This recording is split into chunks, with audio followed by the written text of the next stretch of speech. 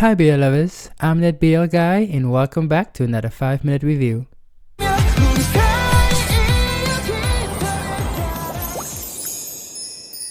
Today we'll be reviewing the BL drama A Shoulder to Cry On. At school, Lee Dae-yeol spends most of his time living as an outsider, not popular by any stretch of the imagination. Dae-yeol's only real joy comes from his time spent with the archery club. A talented archer whose skills have earned him a scholarship to the school, Dae-yeol doesn't mind being an outsider, so long as he's free to pursue his greatest passion. But an ill-timed run-in with a devilishly handsome classmate lands him in trouble and places his precious scholarship in jeopardy. One of the school's most popular students, Cho Tae-hyun, has always enjoyed a level of freedom that very few high school students have ever attained. Able to get away with practically anything, the entire school has no problem believing his side of the story when he's caught fooling around in the nurse's office with another student, and Dae-yeol. Claiming Dae-yeol was trying to make out with him, Tae-hyun thoughtlessly puts the archer scholarship at risk. Desperate to correct the misunderstanding, Dae-yeol does everything he can to try to quell the rumors, but no matter how hard he tries, it's just not enough. Completely unremorseful about what he's done, Tae-hyun seems to take a wicked sort of delight in doing everything he can to make Dae-yeol's life miserable. His favorite method being to follow Dae-yeol everywhere. Unable to shake Tae-hyun, Dae-yeol spends his days loathing his shadow, but the more time he spends with him, the more conflicted his feelings become, leaving him to wonder where exactly does the line between hate and love end. A Shoulder to Cry On is a South Korean BL drama with 7 episodes, roughly around 30 minutes per episode. Our two main leads are being played by Kim Jae-hyun and Shin Ye-chun, who are both in the K-pop group Omega X. One review says, rough path with some sweetness in the ending that lost focus. A Shoulder to Cry On delivered quite a few good messages that would resonate with teens and young adults, and even a few lessons that can change the perspective of the adults, as long as they are willing to think about these topics after the episode's end. A nice step into a different direction in a well-known high school setup. That said, is this truly the deep and complex psychological story as some people claim it to be? Depends on what you compare it to. It's not as sweet as silly as many high school and university BLs, and there is an attempt to add layers to the characters, especially on Taehyun's side. So compared to other KBLs, one could see it as something more.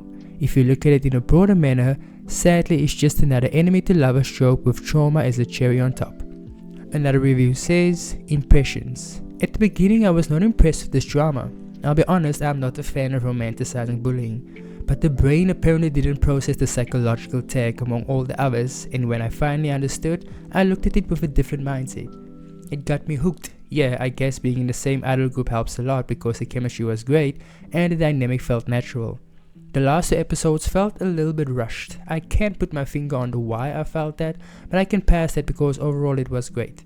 Now, people and their obsession with kisses. Is that really the defining point to score drama? For real? My goodness, let me get this straight. So Thai BLs with mediocre plots and cringe acting are deserving 10 because they do have makeout sessions, right? But an exquisite KBL drama is not good if there's no kissing? I am pissed. A really great drama gets low score because of horny brats didn't get what they wanted. Look, I get it, it's a romance drama among other tags, but you have the romance. Getting to my opinion, I really quite did enjoy A Shoulder to Cry On, but unlike the last review said, I kinda was disappointed we didn't get a kiss scene. I mean, it is still technically a romance type of drama, right?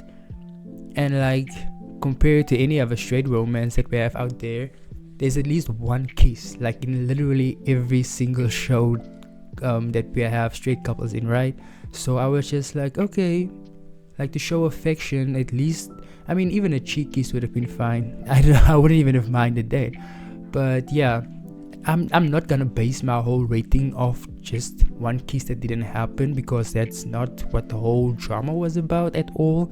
But yeah, I kinda expected them to not do the kissing. I mean, since they are in the same idol group, so it kind of would be awkward afterwards, wouldn't it? I know a lot of people could be professional and like they could distance work from like personal life and stuff like that, but the dynamic could change, like there's a possibility of it, so I'm gonna forgive that side of it. Anyway, okay, so for story, this isn't anything really new, but it kind of does tackle a few different topics that I haven't really seen in a lot of KBLs that I can remember of. So For story, I would give a 7 out of 10.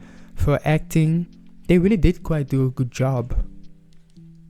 Yeah, it wasn't really the best acting I've ever seen, so for acting I'll give a 7 out of 10 as well. For music, not really memorable, so I'll give a 7 out of 10 for that as well. And rewatch value would probably be, I really don't see myself rewatching it, so a 4 out of 10. Yeah, so that was my rating and review of A Shoulder to Cry On.